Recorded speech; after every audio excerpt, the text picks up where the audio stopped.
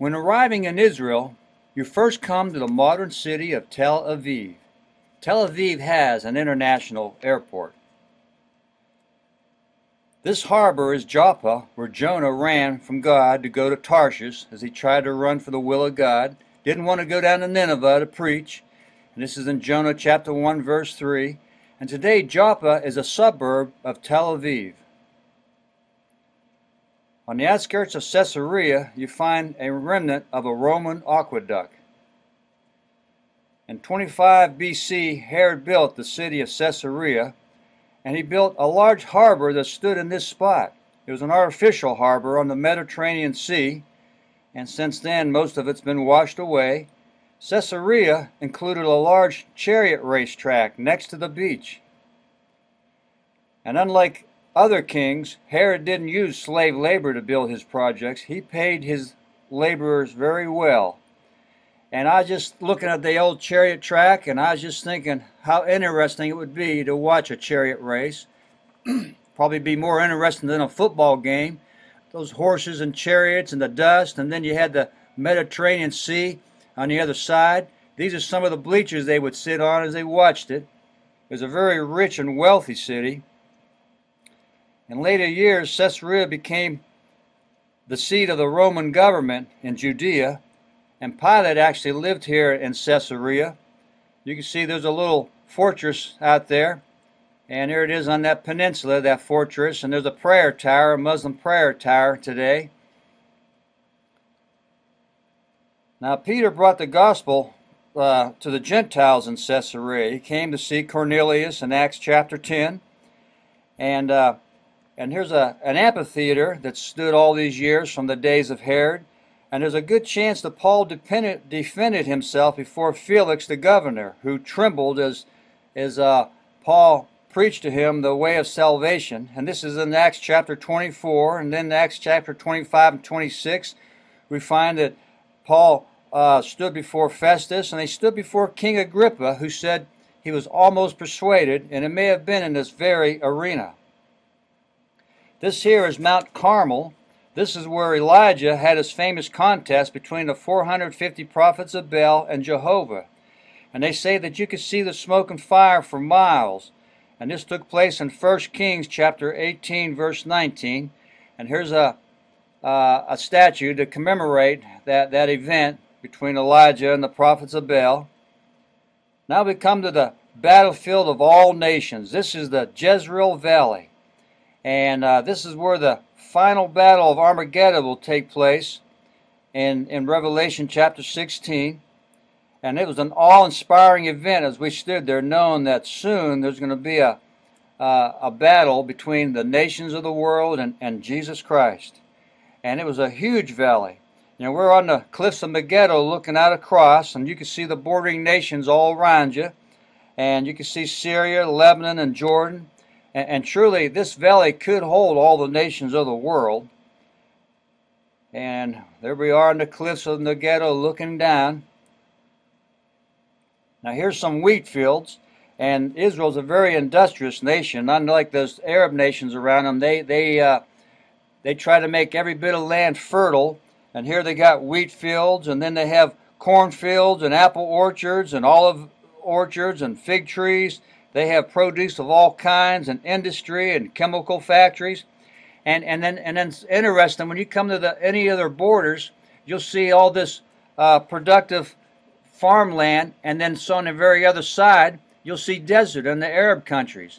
The Arabs are not industrious like the Israelites. They just don't till the land like the Israel does. And that's one reason they're jealous of Israel. They want what Israel has worked hard for. This here is Saul's Hill, where Saul and Jonathan were killed in battle by the Philistines. It's sad that Saul never had a heart for God. You know, he was rebellious, he lived for self, disobeyed God in so many ways, and disobedience always leads to ruin. It's sad that Jonathan had to die along with his dad on this hill. Now we come to the Sea of Galilee. And Galilee is actually a beautiful freshwater lake. It's not a saltwater sea. They say that the Sea of Galilee, or the Lake of Galilee is what it really is, has 60 different varieties of fish in it. Very good clean water, and all around you have these big old cliffs and mountains, and they're just kind of it's hot and they're desert type hills. But you come down to the water, and it's good and fresh and clean. Here's what happened here. We was out in the boat in the Sea of Galilee on a little tour guide boat, and the tour guide realized there were some Americans on the boat, so he stopped the boat, and he went over and hoisted up the American flag, and then he went on his little radio player, and he played our national anthem. And I tell you what, that just blessed our hearts. And the foreigners on the boat, they were a little jealous, but hey, we're the greatest nation on the face of the earth, are we not? And we are Israel's ally. Here's the city of Tiberias, and it's there just like it was back in the times of Christ. And that's the Sea of Galilee in front of us, and it's a modern city today. They've got electric in their homes and running water and air conditioning and TVs just like we have in America. And Jesus spent a good part of his ministry preaching in the villages around the Sea of Galilee. He preached in Chorazin, Tiberias, Gennesaret, Capernaum, Bethesda. Here we are in the Mount of Beatitudes looking down. And this is where Jesus preached his famous sermon on the Mount in Matthew chapter 5, 6, and 7. Now today there's a farm on the very spot, but this is where he preached to the crowds, and it's located on the north shore of the Sea of Galilee near Capernaum. And one thing we got to realize, the Mount of Beatitudes was not in Jerusalem. It's not to be confused with the Mount of Olives, but rather it's over here near Capernaum on the Sea of Galilee. And by the way, have you read the Sermon on the Mount lately? There's a lot of truth in there to ponder over. Here's a little fish dinner, fish that was caught out of the Sea of Galilee, and of course there's French fries, and I'm always up for some fried fish and French fries. These are the Arbel Cliffs, and they offered a magnificent view of the Sea of Galilee. These cliffs, they provided a natural pass through the rugged mountains of northern Israel. Northern Israel is very mountainous. It looks like the Grand Canyons everywhere.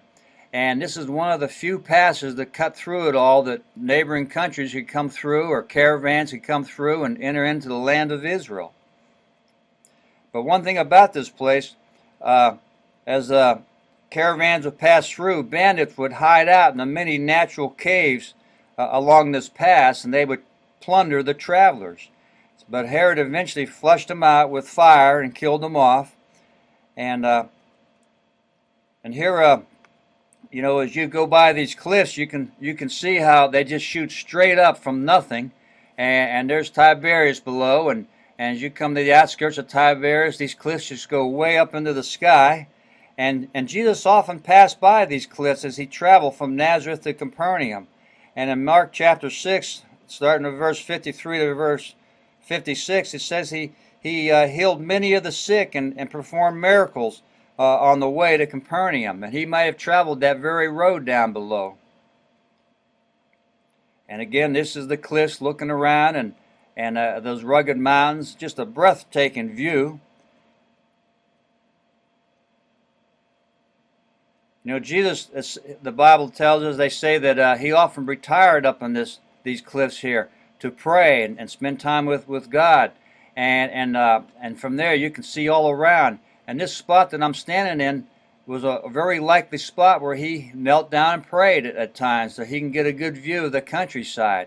And from there you can see everything going on down below, and you can even see the boats going out, going fishing. And he may even been able to see the day that that storm came up to threaten the disciples where they were out in the boat.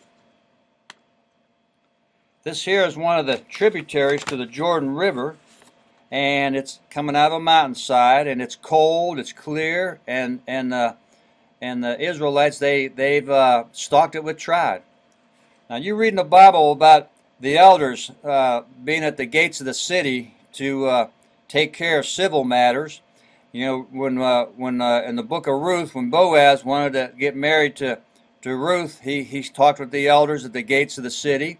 and there'd be a platform or several of them, and they'd have seats on there. And this is one of those platforms I'm sitting on. I'm not on the original seat though. But Absalom in 2 Samuel chapter 15, it says he rose early in the mornings and stood up in the gate of the city, and he voted in favor of folks, and he tried to steal their affections from his father David. So I'm in the city of Dan right here, and I'm at the gates. Now this here is the Mount of Transfiguration, and this is in Matthew chapter 17, verses 1 to 9. And this is where Jesus took Peter, James, and John up and transfigured himself and let them get a glimpse of his glorified body. And boy, I wanted to go up there and hike around and just imagine standing there where Jesus was transfigured at one time. But we didn't have time to do everything on this trip. This here is called the Gates of Hell. And there's a cave there, and there's water coming out of it. And in Canaanite times, this place was believed to be the entrance to the underworld, and the Greeks built the city of Pan here, and the city of Pan was named after the god Pan, who was half goat and half man. And the Greeks built a temple at the cave's entrance in honor of Pan. Can you imagine worshiping such a deity? Spiritual blindness is such a curse. And just look at the spiritual blindness in our country today and among our leaders who lift up such crazy practices as abortion and homosexual rights and immorality of all kinds in the name of liberty and goodness. When God condemns such practices and pronounces them as abominations, we ought to just obey God. But when you live a godless life, I guess you just don't see things as God does.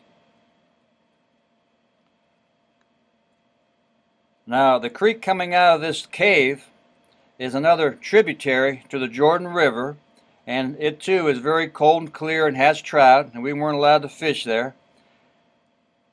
And when Jesus spoke in Matthew chapter 16, verses 13 to 18, it says that he asked his disciples, "Who do men say that I am?" And Peter said, "Thou art Christ, the Son of God." And Jesus made this famous statement here. He says, "Thou art Peter, and upon this rock," his profession of faith, "I will build my church, and the gates of hell shall not prevail against it."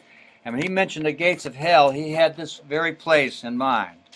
Now I'm on the Golden Heights here with a few soldiers, and this is in the news a lot about the Golden Heights, and Israel acquired it during their Six-Day War, and back in '67. Now, I'm not actually being attacked by a real bug. This is a metal bug, and it's made from scraps from the Six-Day War. And the Jewish people, being an industrious folks, they took a lot of those scrap metal and they made sculptures out of it, and I thought that was interesting. There's a bunker looking over the northern borders, and that's Syria in the background. And that's Mount Hermon. You read about that a lot in the Bible, and that's on the Syrian border, and they got their bunkers up there, and it's got snow, and they say that most of the year there's snow 2 months out of the year there's snow on all the ground down there, and that mountain is just covered with snow. And again, here's looking over towards Syria from the bunker, and this hill is on a Syrian border. There's a dividing line there, and you can see Israel has the ground on the bottom, and of course they planted orchards down there and crops. They're being industrious as they are. But on top of that hill is a Syrian bunker looking over at our bunker. And there's some barbed wire. There's some soldiers looking over the Golden Heights. Now this place here is called the land of the Gergesenes in Luke chapter 8, verse 26 to 33. And this is where Jesus cast out a legion of devils from a man. And they entered into the herd of swine and ran over a hill into the sea. And around Gergesene, this is the only place close enough to the lake that had a cliff that the swine could actually fall into the Sea of Galilee. And I thought that was interesting to actually stand where that great miracle took place at one time. This is the city of Beth Shan.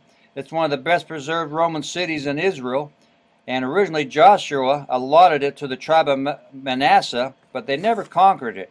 And it kept its Gentile character to modern times. And this is the place that the Philistines hung the bodies of Saul and Jonathan on the wall. And in Roman times, it was a very